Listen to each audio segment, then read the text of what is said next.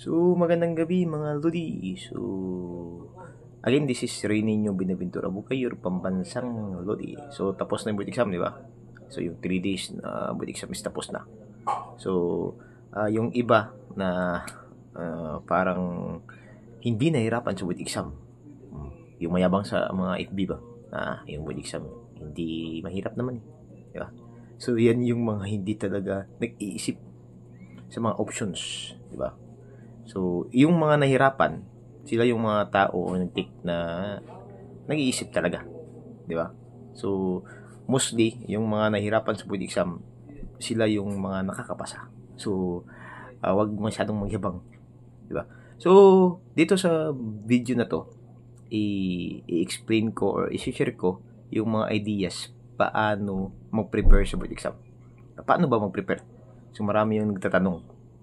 Ano ba yung pamamaraan on how to prepare the board exam? Diba? For example, 6 months na lang. Next year, mag-board exam naman. Ito ba? 6 months na. September, October, November, December, January, February. 6 months na. So, ano ba yung pamamaraan? So, itong learning kasi, diba? So, lahat ng learning ay talagang dumadaan sa yung tinatawag nila na cognitive domain development, di ba?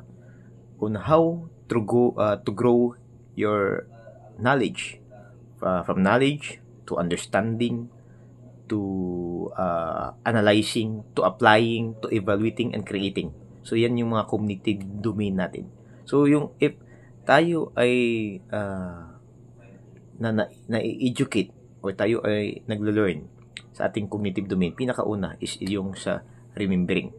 So, ito din yung mga pamamaraan, itong mga cognitive domain, ito yung mga pamamaraan na malaman natin the basis paano kinikreate yung mga sagot.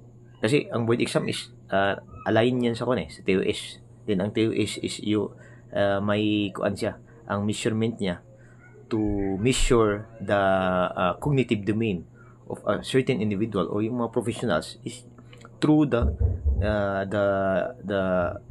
cognitive domain, di ba? Yung sa remembering, ano na yung level ng cognitive domain niya. Example, remembering, understanding, application, analysis, di ba? Evaluation.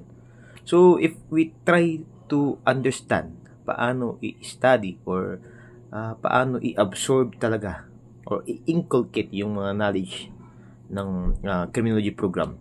So, unang-una talaga, we should follow the steps or develop our remembering. The steps of cognitive domain. Pinakauna is yung remembering. Diba? Once we say remembering, memorization. Talagang i-memorize natin yung mga terms. So, yung iba, nahihirapan sa memorization. Mahirap talaga yan. Pero that is the first level of cognitive domain.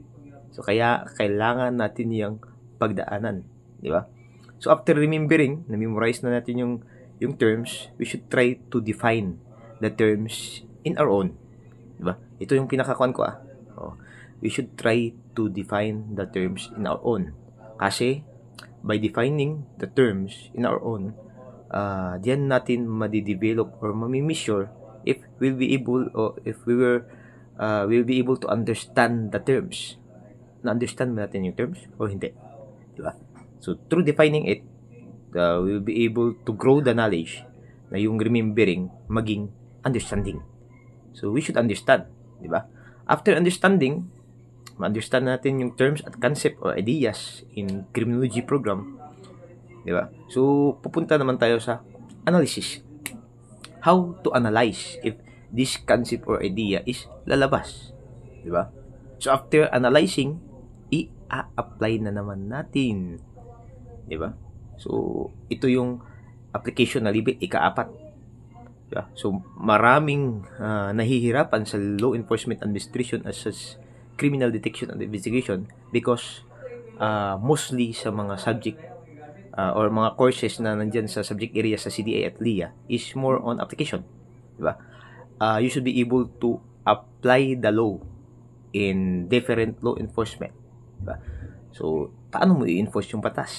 Paano mo iimbestigahan yung crime na gamit ang batas. So, it involves application. So, ika-4 na yan. So, kaya nahihirapan sila. Kasi, yung mga nagre-review, hindi nila na-develop yung application level.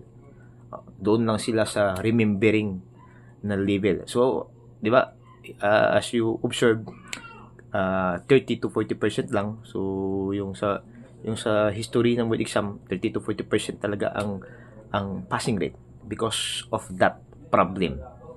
So, we should understand that it involves cognitive domain, di ba? So, after the application, doon naman tayo sa evaluation, then creation, di ba? So, this cognitive domain is kailangan nating iproseso. Kaya, kayong mga nagre-review, after memorizing the terms, hindi lang yung enough, di ba? Hindi yan enough. You should understand, di ba? Through defining the terms in your own, then analysis naman, paano ma-develop yung analysis at yung application, di ba? Differentiate the terms na parang magkapareho.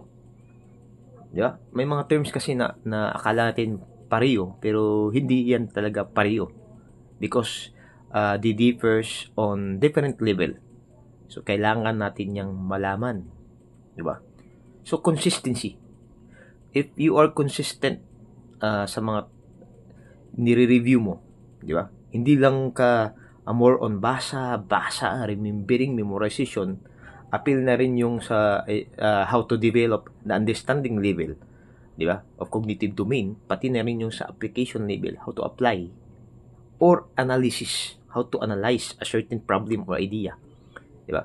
So, diyan mamiwin natin yung board exam, di ba? So, paano ka mag-prepare? Di ba? So, read, retain. So, gawin mo lahat ng paraan para gumana ang utak mo at yung katawan mo. So, that's the technique. Paano natin i-win yung board exam. Diba? So, I've been in different exam. So, napasa ko na lahat yung mga different exam sa licensed professional teacher. Diba? Sa board exam ko sa Canadian licensure exam, 90.15%. Number 3, diba? National. Then, sa PNP din, sa comprehensive exam namin, ako yung number 1. Hindi lang sa comprehensive exam sa academic, pati na rin sa physical, di ba? Sa CSP or the Certified Security Professional, number 2 ako. So, paano ko yun lahat ginawa? Di ba? So, consistency. Consistent and religiously ina-apply ko yung dapat kong itrabaho. For example, kung magbabasa ako, buong araw talaga, magbabasa, then sinusulat ko yan, ini-understand ko yan. Remember, do not memorize alone. Kailangan mong i-understand. Diba? After the remembering, i-understand mo, i-analyze mo, at i-apply mo. So, yan lang yung sikreto. Paano makapasa sa board exam. Wala nang iba eh. Yung sa review center, hindi naman yan talaga ang dahilan bakit ka nakakapasa. Iyong sarili. Ang I think 80% of the preparation is sa'yo. Paano mo ginagawa? Then, hindi lang enough na plano. Di ba? Ginagawa mo ba ito or hindi?